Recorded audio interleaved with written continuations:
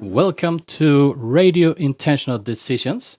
My name is Stellan Nordahl, and I've been broadcasting with this fantastic setup called Radio Intentional Decisions for the last 2 years. And today I have a very interesting guest here together with me.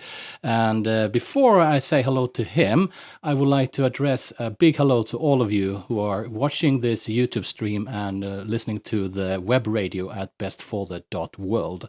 We are broadcasting as one of many concepts here this weekend, and hopefully we can bring you some new ideas, some inspiration, and some really thought material that you can actually go out and do. And as I said, I have a very interesting guest here today. So a warm welcome to Andreas Önnerfors. Nice to have you here. Thank you so much for inviting me. Yes, you and I, Andreas, we actually met more than 20 years ago, first time. We were both studying at Lund University at that time. Yes. And you were studying what? I never realized what you were studying. I was studying the history of sciences and ideas. The science of history and ideas. Okay, Yes. so and that's what you're doing right now. That's also. what I'm doing right now. I'm an associate professor in that subject at the University of Gothenburg, and I have a huge interest in looking at the development of ideas over the course of time. And that is what we're going to talk about today. We're going to talk about various, both different and various worldviews and Yes. the history behind those a little bit. And hopefully we can talk also about what happens if we choose another worldview than the one that we have been taught. So 20 years, a little bit more, we met for the first time. And then I didn't see you for many years. And then all of a sudden you were skiing, no, not skiing, ice skiing. Yeah, With ice your skating. kids. Yeah, that's right, a couple of years ago. Yes. And then we met again. It's true, yes. You now change alma mater for a new one, the new university, I guess. Yeah. For me, it's not the ordinary. It's the former Lund, and now you are in Gothenburg. in yes. Gothenburg. Yeah, Okay. yeah. So my first idea here is a worldview something you can choose? What do you think about that? I would say definitely so. And I mean, if we look at it historically, a viewpoint upon the world is defined by your position in the world, and you can change your own position and therefore also your perception. So if you move from one place to another, you will see the world in a different way. And that is not only practical operation, but also philosophical. So if you choose to explore the world from another viewpoint, another angle from which you look at landscapes and other human beings and nature, then this will have some significant impact upon your worldviews, of course. So the predominant worldview right now, what would you say that one is? Is it the Western worldview, or what kind of worldview is it?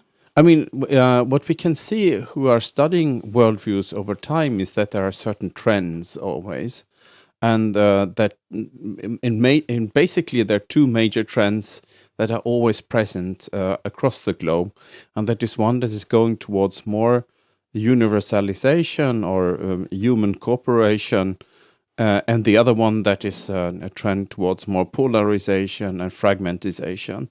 And these two streams we can see in world history, never mind in which tradition we are exploring. And then, of course, when it comes to looking at it at the global level, you could say, well, there's a certain predominance of the kind of Western world, capitalist, production-oriented, goal-oriented view upon progress, for instance, that is dominant right now. But already 20 years ago, we were talking about another shift that has the modern time come to an end? And are we living in postmodern times now, or late modern times? So what makes us think that we are living in times where where there is a paradigm shift? That's a good question. I'm thinking of could it be that we're actually fed up with the previous one? Of course, yes. It is. I mean, when we analyze these trends, the reasons for the tipping points in world history are always complex. It's like it's like a cluster of reasons always. There is not only one reason why, but there are many different things collaborating in fundamental shifts in the development of worldviews over time. Economical shifts, ideological shifts, political shifts, things that we as human beings cannot influence upon, like climatic changes and things like that. And this is what we can see back in history. These have triggered and occasioned major shifts in human history over time. And being having a fatigue or being fed up with something is also one of the contributing factors, but not the main one. Whereas I would say it's a typical thing in the West, where we are extremely interested in different trends and how trends develop and how trends are set by different people in different times. I've had a very large interest the last maybe, I would say, 5 years or 6 years for worldviews, as I came to realize that the choices I make actually impact the worldview itself. Is that also something you have been thinking of? Yeah, but that was that is exactly what I mean before. That there is a correlation between the choices of viewpoint and the worldview as such. And I mean, that's if you look at it from a kind of physical explanation, that's only logical. If you walk up a mountain, you will see the world different than if you are down in the valley. And what I'm saying is that it could also be changing the hills itself or the mountain itself. You understand what I mean then? Theoretically, yes. I mean, physically not, but theoretically, of course. And I give you one example. The major shift of perspective in the development of Western thought is that happened in the Renaissance, when the Renaissance artists, like the big names, of course, Michelangelo and others, rediscovered three-dimensionality, which was lost during the Middle Ages. That is why we do the Middle Ages when we look at icons, for instance. There's some kind of strange, aesthetics going on there. But in the Renaissance, they rediscover the rules of three-dimensionality, and that is such a massive revolution of perspective that the entire worldview changes to something completely different. And in that sense, for instance, if you suddenly can depict a mountain naturally by a new way of vision, yes, then this has a massive impact upon how you're viewing the world. Yeah, definitely. And what I was thinking of when you said physically no, but theoretically yes. And couldn't it be that is also a worldview or effect of it, that we separate it from some kind of a? It has to be physically present to exist. Well, this is a complex relationship that very many philosophers have investigated. I mean, what is the nature of reality as we perceive it? Is it constructed in our heads, or is it something that objectively exists? And the problem is that we are limited by the language that we're using in order to describe it. Like the old philosophical question: do you hear a noise when a tree falls in the woods?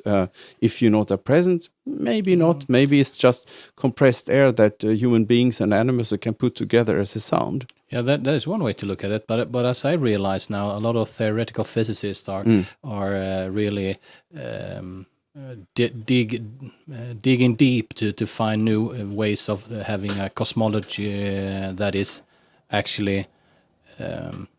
I wouldn't say more accurate. That's maybe not the right word, but maybe more open to more dimensions, or whatever we call it, course, or yes. new ways of looking at the world that we maybe have seen in previous cultures. Oh, yeah. I guess most ancient cultures, or at least the indigenous cultures, very often don't separate themselves from the world as No, we but do. yeah, but also not even modern societies like the Egyptian ones, if you would call that a modern one. I mean, that was also founded on some kind of deep scientific knowledge that was combined with what we today would call an esoteric or magic worldview.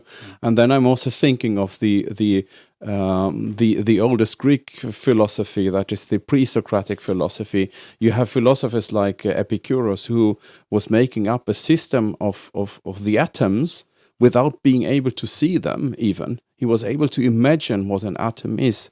And he was describing free will as the possibility of the protons to change their course. And that is really amazing. If a human being is able to imagine such a thing without having an electronic microscope, we can imagine many, many other things. And it's only I mean, that the Newtonian physics was the one that was, the kind of winning explanation over the course of 200 years. That has very many different reasons. But already at the time of Newton, there were other explanations of what we today rediscover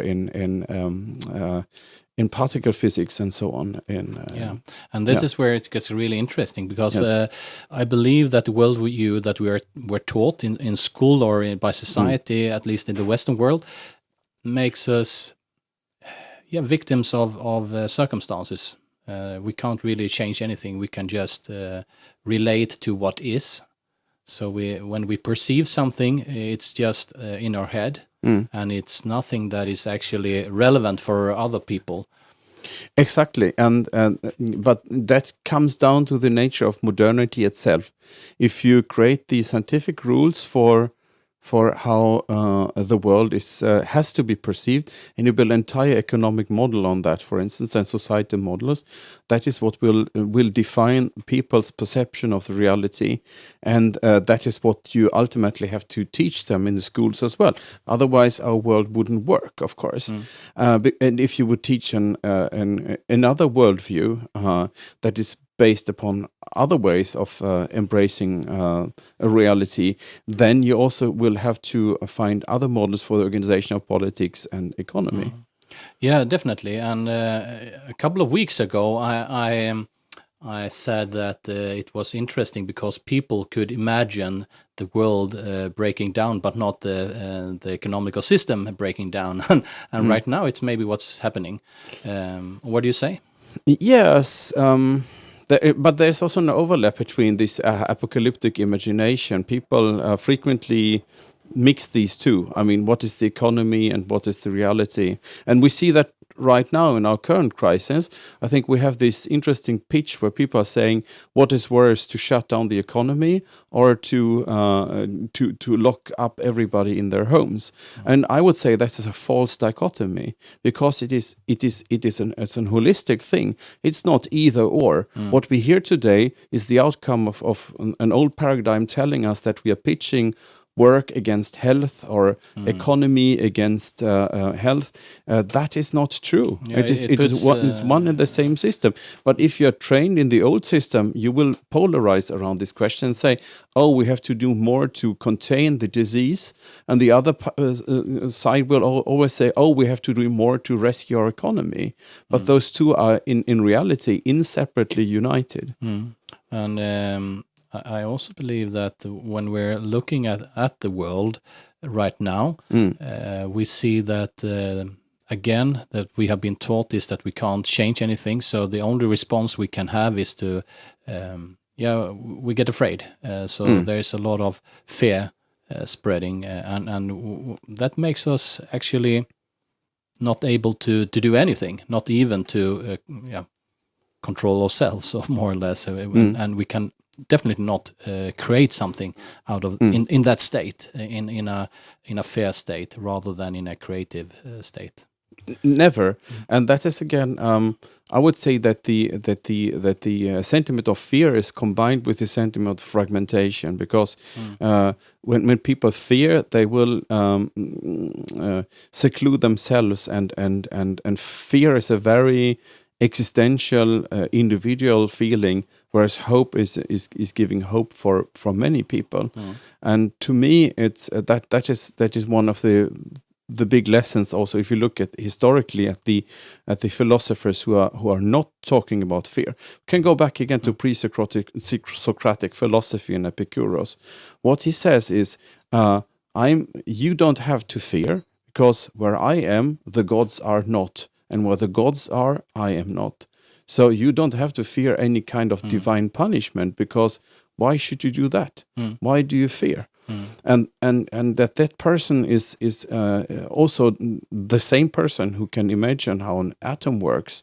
To me, shows a correlation. So if you drop fear, interesting. Yeah. Sorry, yeah, it's interesting. When you drop fear, it's Yes. open up You can- possibilities. you can see how an atom works without having an electron microscope. And on that level, it goes. And if we all would drop fear, how much wouldn't we be able to see then?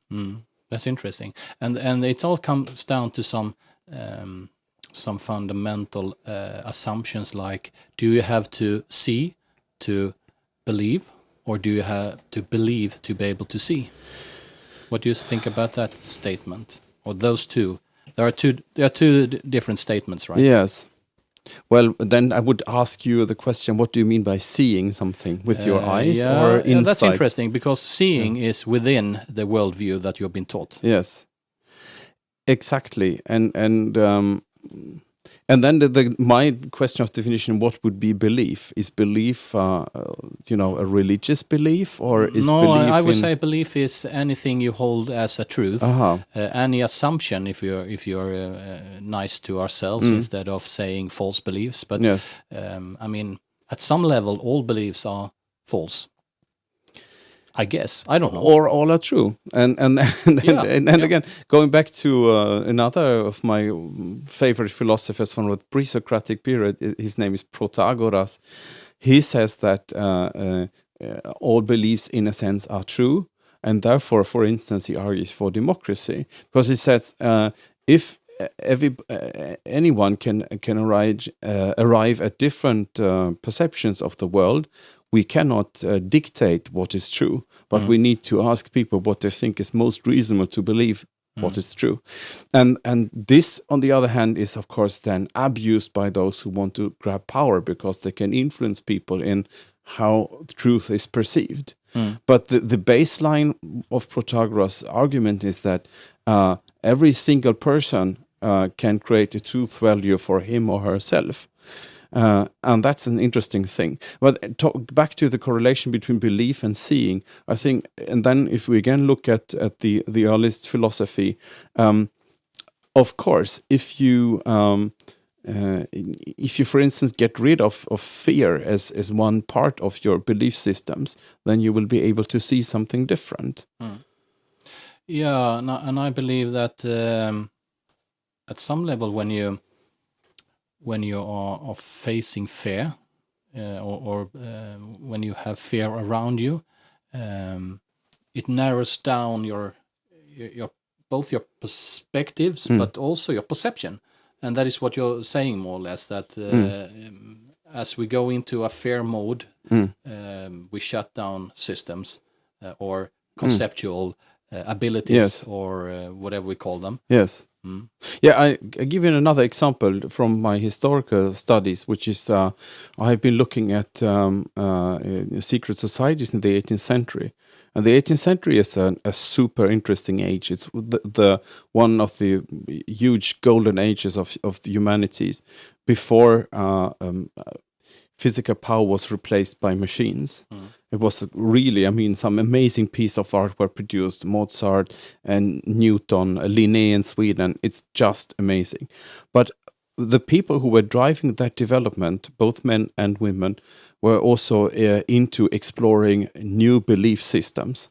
And one major thing here was that they came up with a new view upon death and mortality. And if you do that, if you say, I'm working on not to look at my life as something that I'm afraid of losing, because of I will be the object of divine punishment. But if I instead see my life as something that will contribute to the future, then that is a major paradigmatic shift. Okay, so if I understand that right, could it be translated into either I see myself as a physical being having a spiritual experience, or I'm a spiritual being having a physical experience? Could that be approximately what you're saying? I would say both. I mean, because you are not denying your physical existence. No, I don't mean that. But from the standpoint of having only a physical body and a consciousness that is present as I am physically present, that would mean that when I die, my consciousness goes nowhere. I don't know where, to nothing. Or I'm a spiritual being having right now a physical experience called the life. Yeah, maybe.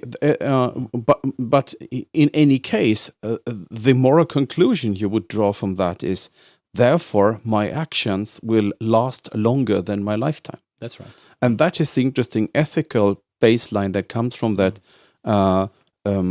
operation of imagining death as something that is not, that you are not fearful. And what I wanted to say, that the people who were sharing this kind of new technique of understanding mortality and death were frequently also the most brilliant people and minds of the 18th century.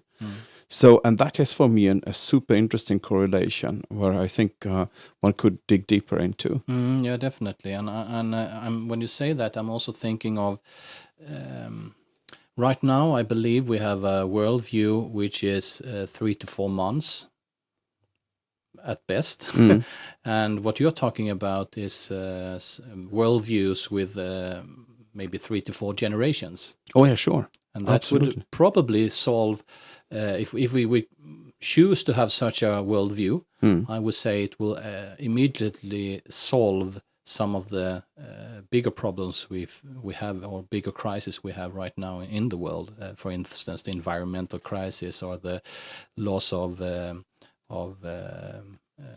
biological varieties and so on. So, definitely. I mean, that's a kind of the come to the understanding that what you're doing now will impact upon future generations.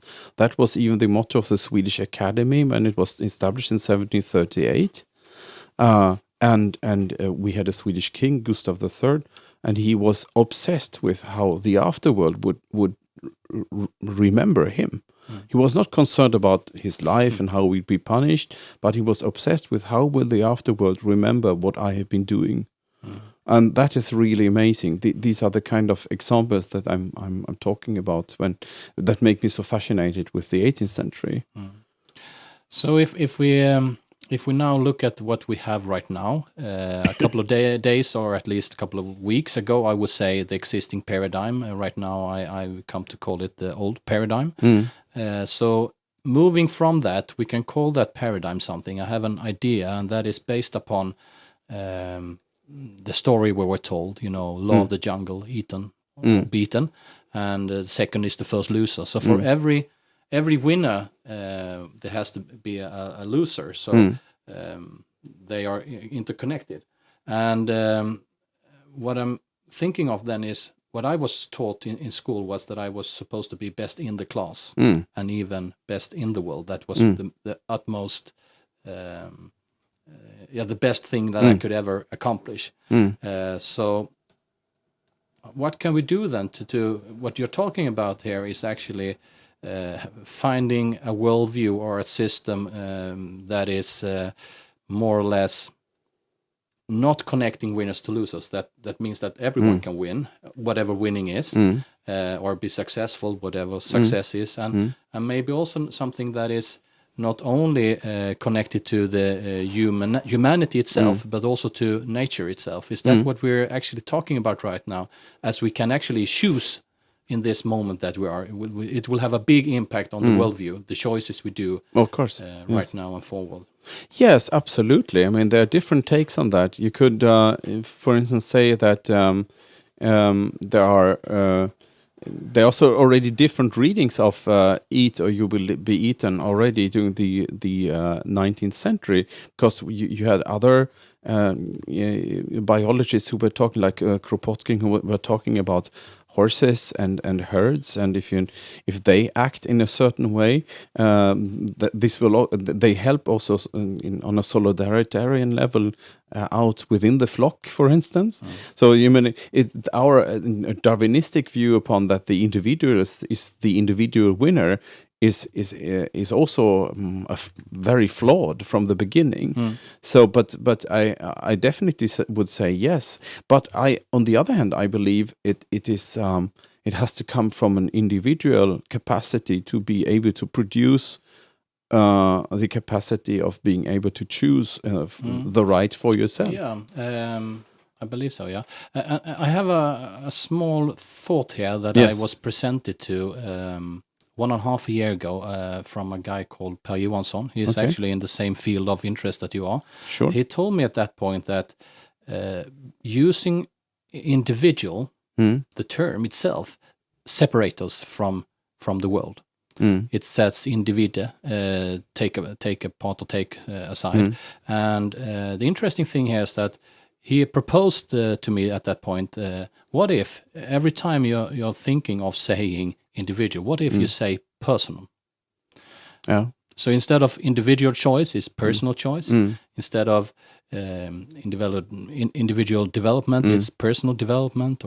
And that's interesting because we all are all persons, but we not have to separate us then, because this is what you're calling the fragmentation, the separation itself. Sure. Yeah. Yeah, and individuum actually means the same as an atom, so something that you cannot divide. So I've always interpreted that as some kind of identity philosophy, because people who have a split personality are having problems. So for me, the individuum shows that something really fits together and is able to produce a coherency over time. But I would definitely say yes. Persona, if I don't remember it wrongly, means a mask in Greek, and yeah, I'm not so. I'm not in favor of the image, no, but I see what you mean. I understand what you mean. Yes. What I'm looking for is something that Yeah. doesn't divide us into parts. Yes. I mean, we know stuff actually. We Yeah. know that cooperation is. I mean, that is scientifically proven that it's a better way than competition in most cases. I wouldn't say all, but it's not the main rule. It should not be the main rule. The main rule should be maybe together instead of winning over someone else. Yeah. I think there's a conceptual problem, because in Swedish or in other Germanic languages you would talk about the Mensch, or and in English we call it the human being, which sounds a bit weird, but you can also make that operation say, okay, it is about a human being and not an individual or a person. And then we have human choices. We have one human who has the agency. The conscious agency, or the agency of choice, and when you choose, you actually decide upon something. You use your consciousness to create. So every choice is actually a creation point. Yes, and if you would say, if you would use rather, I make a human choice rather than an individual choice, that would embrace imagining yourself of being both a part and the whole at the same time. And the whole, yeah. exactly. So that means if we don't use the fragmentation or separation, that would mean that we are interconnected in some way, but also have the ability to choose by ourselves, and that would be and instead of either or. Of course. So and both. Yes. So yes. if we use that as some kind of a rule, it would be very interesting. As often as I can see it as and both instead of either or. Always, I would say, because that opens up for options, and whereas either or questions are definite and leading into one-way streets. I believe that you have, when you studied all this worldview models and stuff like that, you have probably came by some. I mean, probably you read plenty of books. That's just what I anticipate. But if there is some books or some ideas or maybe YouTube clips that you would say recommend anyone listening or watching this right now, something that is easy to digest and also maybe makes us able to take a step in the direction of what is best for the world. What do you suggest? Do you have any ideas on that? Well, you're always asking, if you ask an academic or an historian of ideas, No, I can ask Andreas. Yeah, you can ask and Andreas. at the same time ask him as a scholar. I don't know. Yes. You can use the and and both. The and and both. Yes, for me personally, it has been so valuable in going back to the writings of the old philosophers. So what I was talking about before, we know the writings of Epicurus through a Latin writer called Democritus. And there is a lot of things in there. Marcus Aurelius was a Roman ruler but also a philosopher. He wrote some very interesting rules for life. And then when it comes to more modern philosophy, I'm fascinated by the writings of John Locke, for instance, who makes clear what the results of individual choices are. So you gave some tips there. Some philosophical tips. Kant, of course, Immanuel Kant is the big one, because if you look at what we haven't discussed, what does it mean to make a choice? And that goes also back to a Greek concept called autonomos, which means you independently produce law.